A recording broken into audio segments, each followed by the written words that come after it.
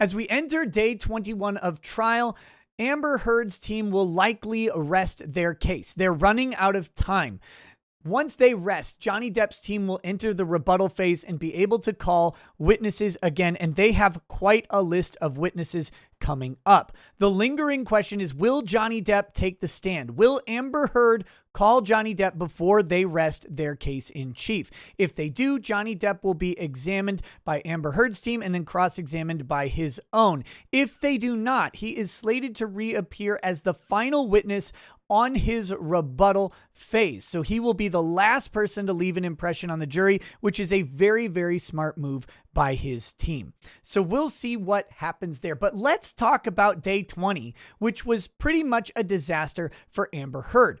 They first called a hand doctor witness to testify that Johnny Depp couldn't have possibly received his injuries in the way that he described. But he did have to admit, due to the expert lawyering of Camille Vasquez, who, by the way, needs an immediate promotion to partner and probably a doubling of her salary, that his hand could have been damaged by a bottle smashing into a bar. So it ended up being kind of a wash, and he looked like a fool when Camille Vasquez pointed out with her first question that he misrepresented how Johnny had his hand on the bar that he had demonstrated to the jury.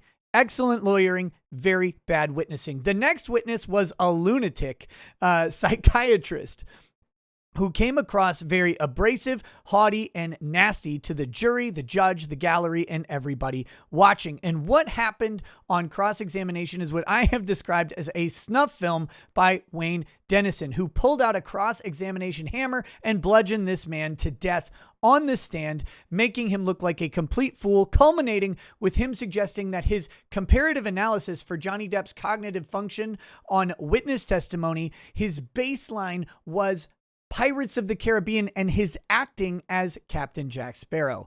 It was terrible testimony that did Amber Heard no favors.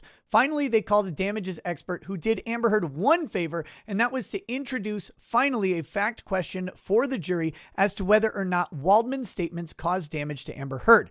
The problem is they still have not elicited testimony that Johnny Depp is responsible for those statements, and they may have a fact issue there that would be subject to dismissal after they rest their case in chief. The only way we'll know is what happens today on the 21st. This is a pivotal day. I'll be covering it 7:45 a.m. Central Time. I'll see you there, and let's see what happens. Catch you then. Peace.